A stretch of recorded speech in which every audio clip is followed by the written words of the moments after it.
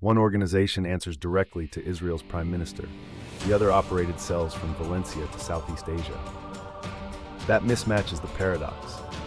Mossad's mandate covers intelligence collection, covert operations, and counterterrorism, while Hezbollah's network moved weapons from Cyprus toward European caches in 1989 and 1990, seeking U.S. and Israeli targets.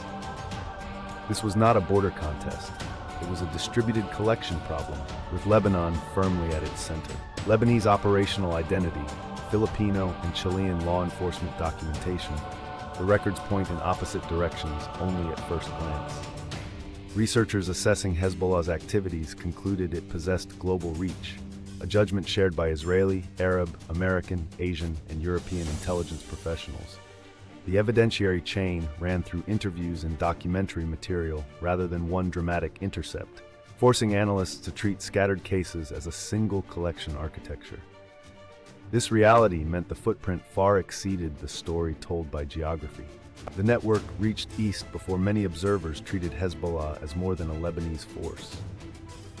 During the mid to late 1990s, Palestinian students studying in Russia were recruited to collect intelligence on Israeli, Jewish, and American targets.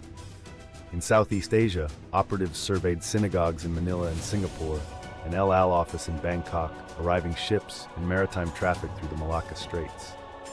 Geography offered no protection. Routine observation became the very first phase of operations. The weapons were absent from any attack scene, yet maintained for use at any given time. Hezbollah members procured and cached weapons in Thailand and the Philippines, then checked them periodically to verify functionality.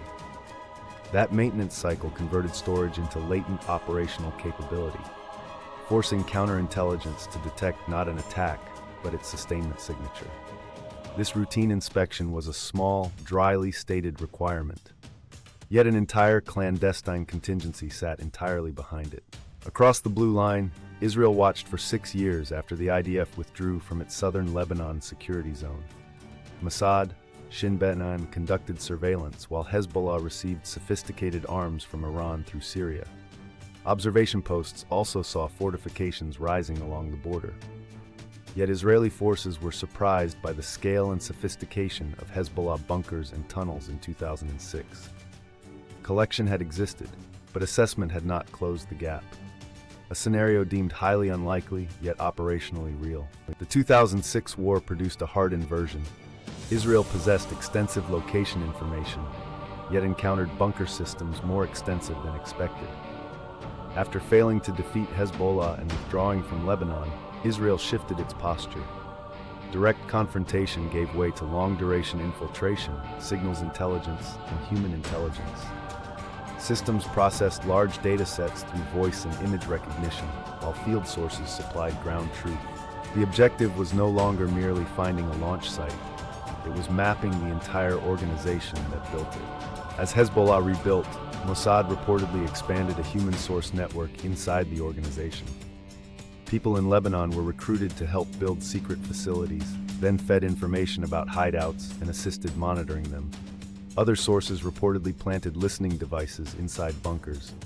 This created a causal chain. Construction access produced location knowledge, which enabled surveillance, which directly contaminated the security of supposedly compartmented sites. One reported source tracked meetings involving a top commander and 4 mistresses. Near constant visibility was the claimed result. Israel generally shared Hezbollah intelligence with the United States and European allies, according to officials cited in reporting. The intelligence architecture was therefore wider than one service and deeper than a single source stream. SIGINT supplied movement patterns. HUMINT supplied access. Open-source reporting and social media material exposed fighters, leadership structures, equipment, and tactics as Hezbollah became more publicly visible during war. Every public appearance generated exploitable metadata. The closed organization was becoming exposed, one fragment at a time. Hezbollah was not passive under collection pressure. Its counterintelligence record includes thwarting a CIA attempt to kidnap Foreign Operations Chief Hassan Ezzedine in 1994. In 1997, manipulation of a double agent led to the Ansariya ambush. In 2000, alleged Mossad agent Elhanan Tannenbaum was kidnapped. The pattern matters. A service can penetrate, recruit, and monitor, then still lose the operational picture when its own channel is turned against it. Counterintelligence is not defense alone, it is bait. The counterintelligence campaign reached ordinary infrastructure. In 2006, Hezbollah and the Lebanese government detected Adib al-Alam, a former colonel accused of spying for Israel. In 2009, Hezbollah apprehended Marwan Faki, a garage owner accused of installing tracking devices in Hezbollah-owned vehicles. Earlier, Hezbollah recruited IDF Lieutenant Colonel Omar al-Heed, convicted in 2006 of conducting surveillance for the group. A vehicle repair bay could easily become a collection platform, just as much as an officer's access. Hezbollah also sought intelligence inside Israel, broadening targets beyond the northern border and drug-related contacts. Research describes collection on military force deployment throughout the country and identification of strategic targets. The group's intelligence activity belonged to a larger irregular warfare ecosystem involving information operations, counterintelligence, illicit arms dealing, illegal financial transactions, and criminal activity. The collector was rarely just a collector. A courier, financier, or local intermediary could deliver access, ensuring the operational boundary remained deliberately porous. By December, Israel launched Operation Northern Shield after discovering Hezbollah tunnels dug from southern Lebanon into northern Israel. The discovery translated an underground engineering effort into a political and military exposure.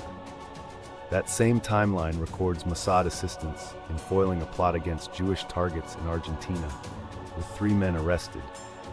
Separate theaters, identical requirement, detect preparation before it converts into execution.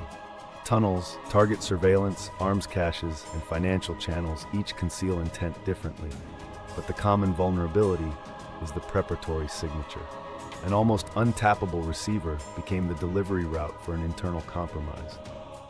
Former Mossad agents said Hezbollah was induced to purchase pagers through a controlled commercial facade.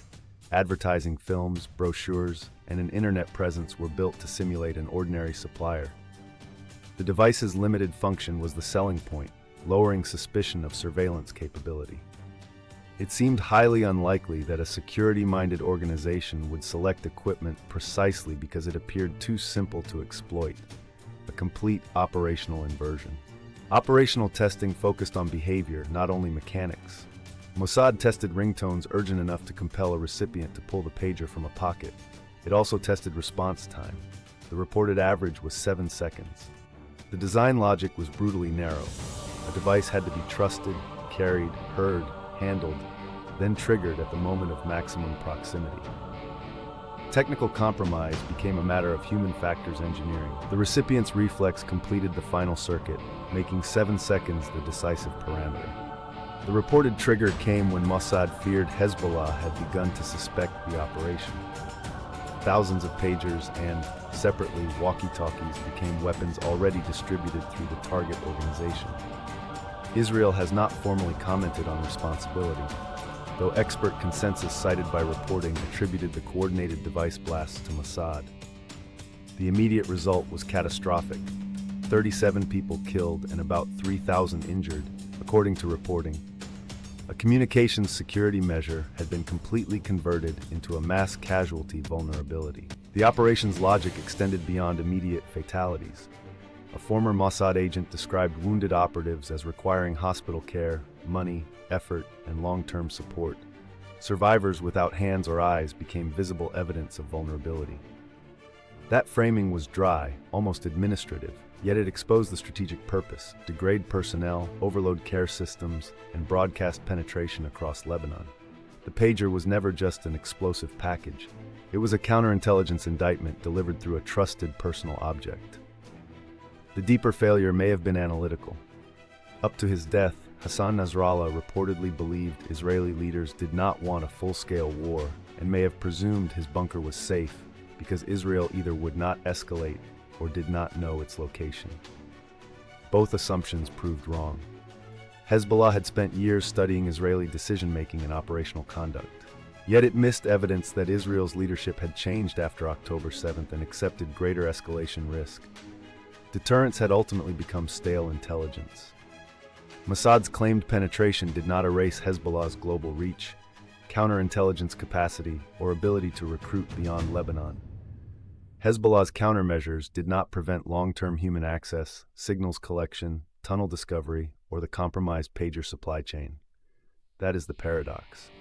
Each side built formidable intelligence machinery, then found its greatest exposure in the assumptions protecting that machinery.